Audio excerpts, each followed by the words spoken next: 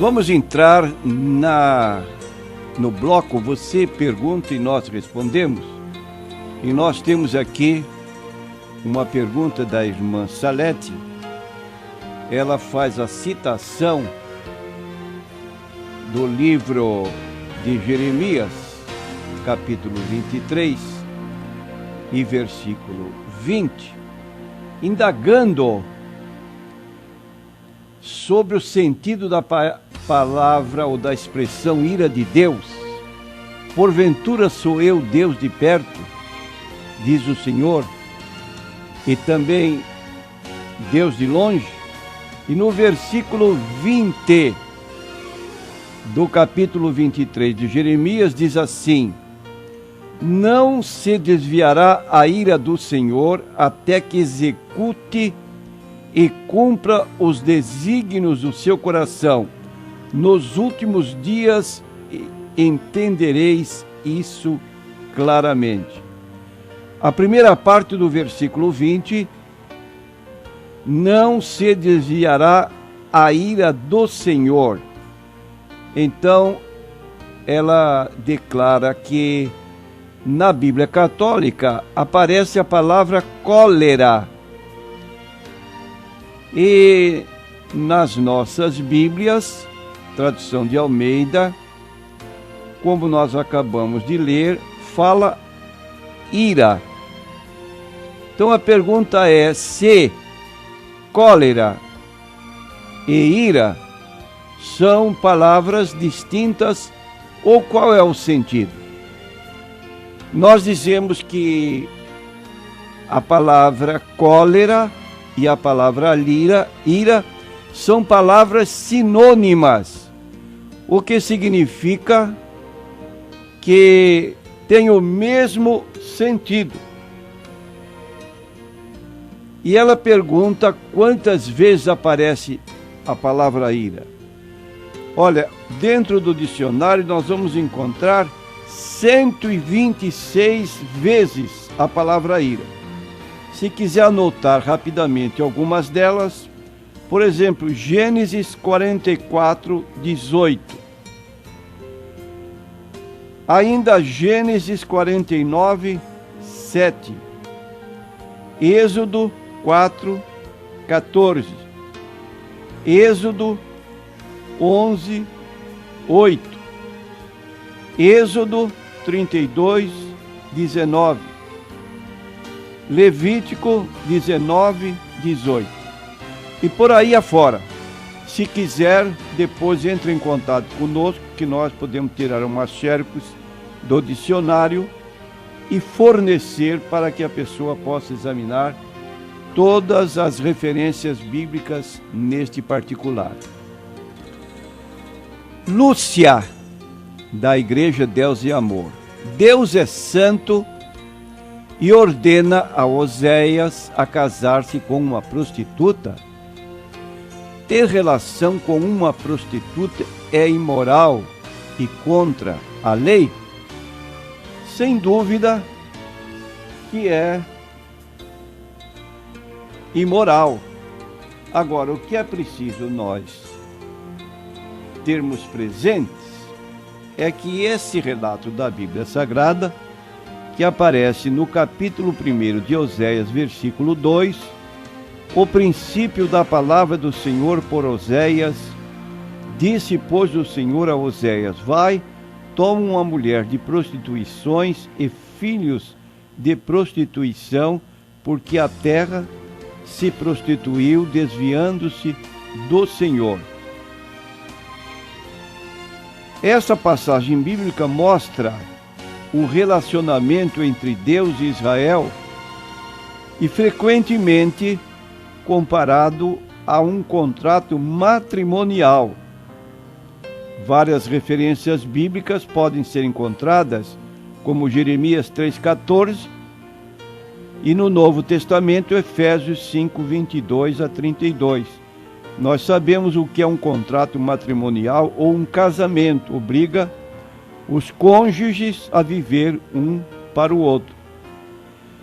Diz então o texto bíblico, desviando-se do Senhor, ou seja, Israel, se desviou de Deus a fim de adorar os ídolos. Israel foi considerado por Deus como um caso de infidelidade ou prostituição espiritual. Aí nós temos a solução. Caso de infidelidade ou prostituição espiritual. O casamento de Oséias deveria ser, portanto, uma lição prática para o infiel Reino do Norte. Há forte probabilidade de que Gomer, o nome dessa mulher de Oséias, tendo posteriormente se voltado ao adultério e à imoralidade, talvez como prostituta no templo de Baal. Ao abandonar o Senhor, ela não somente foi levada à adoração falsa, mas também ao rebaixamento dos padrões morais.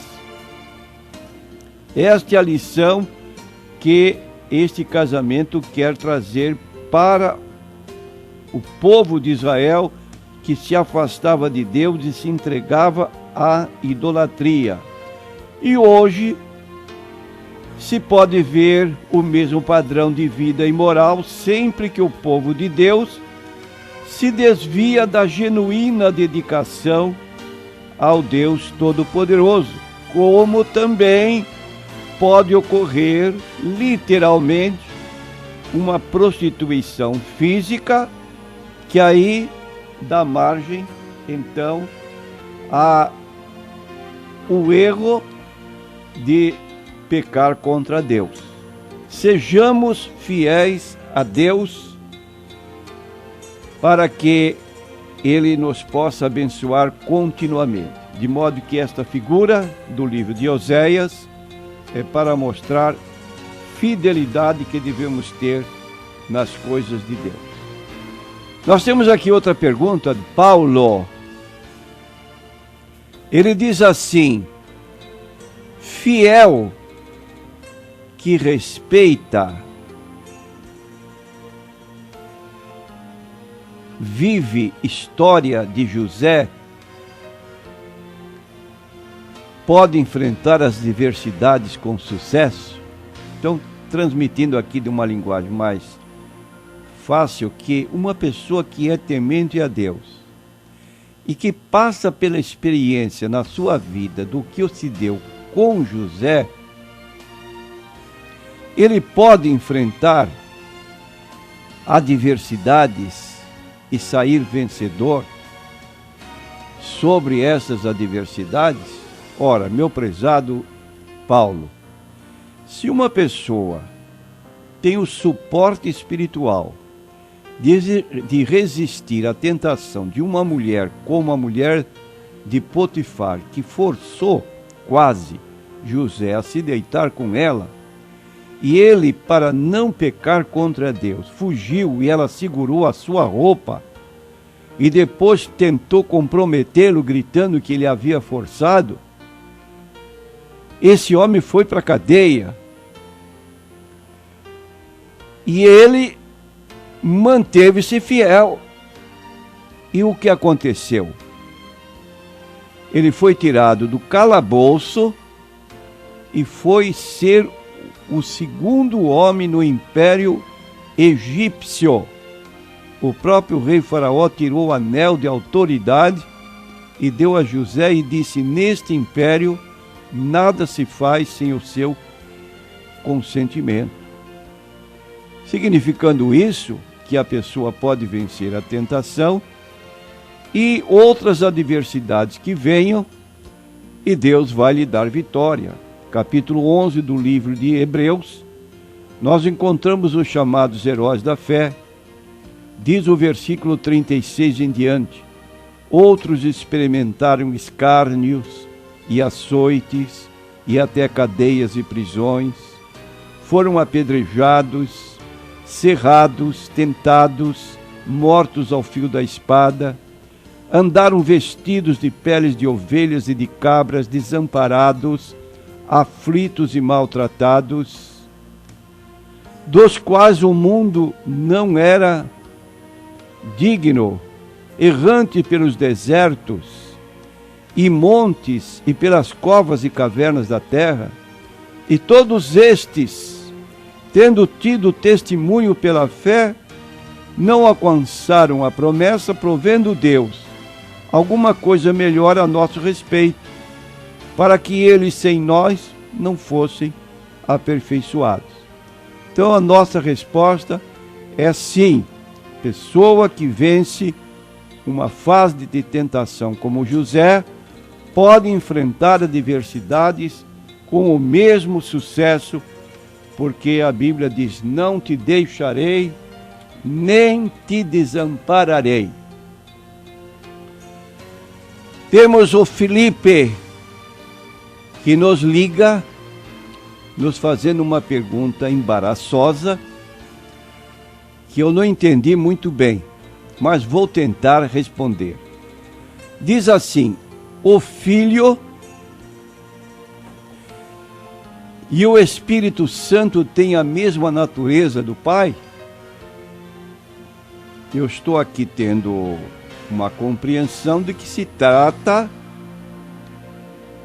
de um assunto ligado à doutrina da Trindade.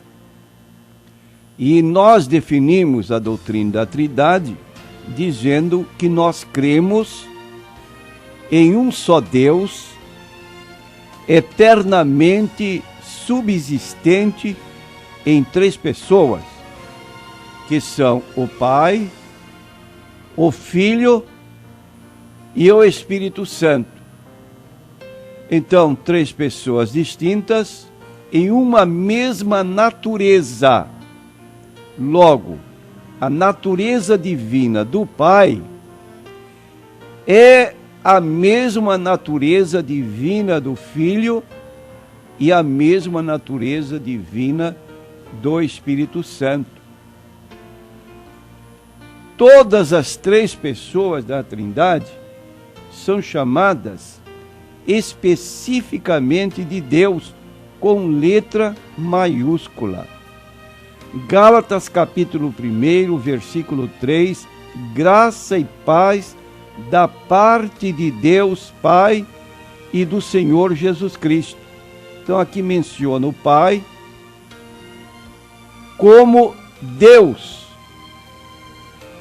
Você abrindo a Bíblia no livro de João, capítulo 1 e versículo 1, vai notar o mesmo com relação à pessoa do Senhor Jesus Cristo. No princípio era o Verbo, mostrando a eternidade de Jesus. Segundo, o Verbo estava com Deus, mostrando a distinção de pessoas, Pai e Filho, pessoas distintas. E terceiro, e o Verbo era Deus. Se você pusesse na ordem direta do grego, seria: e Deus era o Verbo, mostrando que a mesma natureza divina do Pai é a do Filho. E por fim nós encontramos no livro de Atos capítulo 5, versículos 3 e 4, quando Pedro declara essas palavras: Ananias, por que encheu Satanás o teu coração para que mentisses ao Espírito Santo e retivesses parte do preço da herdade? Guardando-a não ficava para ti, e vendida não estava em teu poder? Porque formaste este desígnio em teu coração, não mentiste aos homens, mas mentir a Deus. Então, quando se mente ao Espírito Santo, não se mente a uma criatura, mas se mente ao próprio Deus. E esta palavra Deus, então, é uma palavra que tem vários sentidos, porque ela se emprega com relação ao Pai, com relação ao Filho e com relação ao Espírito Santo.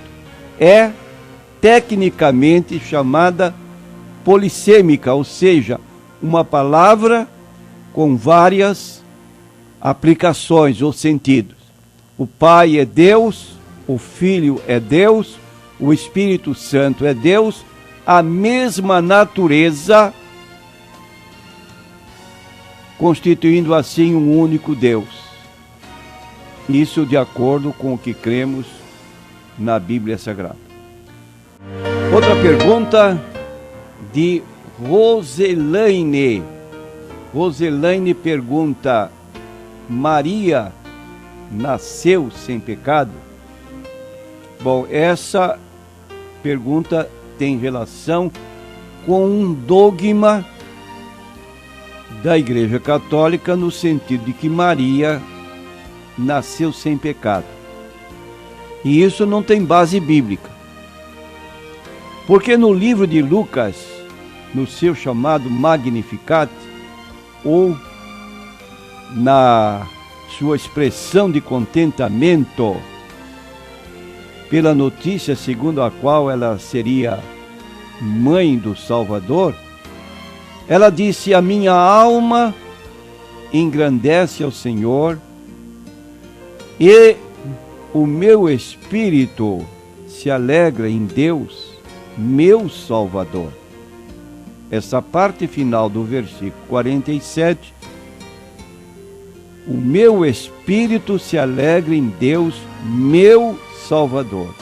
Ora, se eu preciso de um Salvador e reconheço Jesus, por exemplo, Jesus é meu Senhor e meu Salvador. E toda pessoa que recebeu a Cristo como Salvador mostra isso, que é um pecador.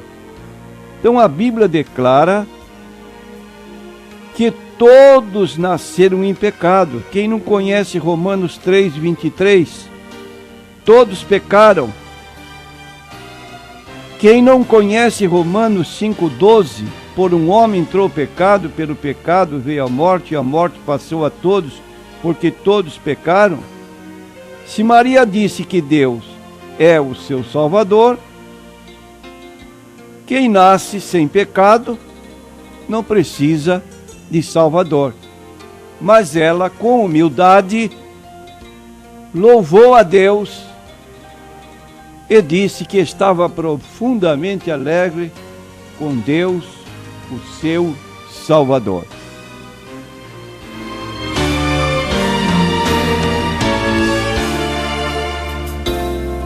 NQI, mulher. O filho de mãe solteira tem salvação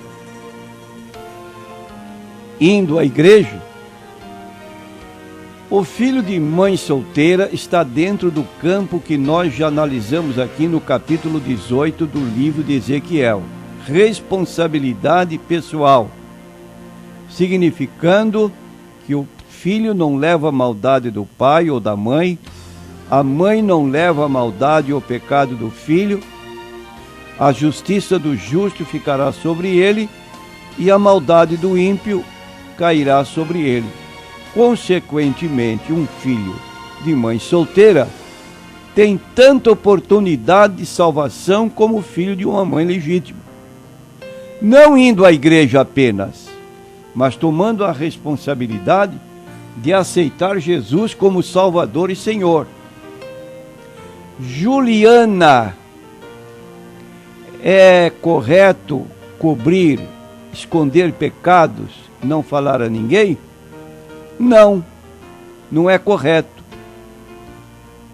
Diz o texto bíblico: quem encobre suas transgressões, seus pecados nunca prosperará.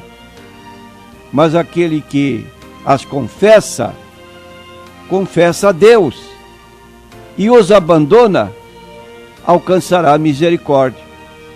Então, encobrir pecado não traz solução. Confessar pecados a homens também não traz solução. Mas diz em 1 João, capítulo 1, versículo 9, se lhe confessarmos os nossos pecados, ele é fiel e justo para nos perdoar os pecados e nos purificar de toda injustiça. Então, façamos como Davi. Ele disse no Salmo 32 que ele estava passando uma angústia muito profunda, porque ele pecou contra Deus e tentou encobrir. E ele então, quando eu guardei silêncio, envelheceram os meus ossos pelo meu bramido em todo o dia, porque de dia e de noite a tua mão pesava sobre mim, e o meu humor se tornou em sequidão de estio. Confessei-te o meu pecado, a minha maldade não encobri, dizia eu. Confessarei ao Senhor as minhas transgressões, e tu perdoaste a maldade do meu pecado. E a última resposta, dado ao nosso tempo, temos aqui Claudineia. Ela pergunta: Deus fez pessoas destinadas à destruição? Não. Um texto muito claro está em João, capítulo 3, versículo 16, Deus amou o mundo de tal maneira que deu seu Filho unigênito, para que todo aquele que nele crê não pereça, mas tenha a vida eterna. Deus enviou seu Filho ao mundo não para condenar o mundo, mas para que o mundo fosse salvo, seja salvo por ele. Então, versículos 16 e 17 de João é muito claro. E nós temos outro texto em 1 Timóteo 2 e 4 que diz assim: Deus quer que todos os homens se salvem e venham ao conhecimento da verdade. Quem for para o inferno é porque quis ir, porque Deus não enviou seu Filho para condenar, mandou para salvar. Agora, quem não crê, a Bíblia é muito positiva em dizer, no capítulo 3 de João, versículo 36, aquele que crê no Filho tem a vida eterna, mas aquele que não crê no Filho não verá a vida, mas a ira de Deus sobre ele permanece. E como dissemos, a ira de Deus é o castigo, é o juízo de Deus.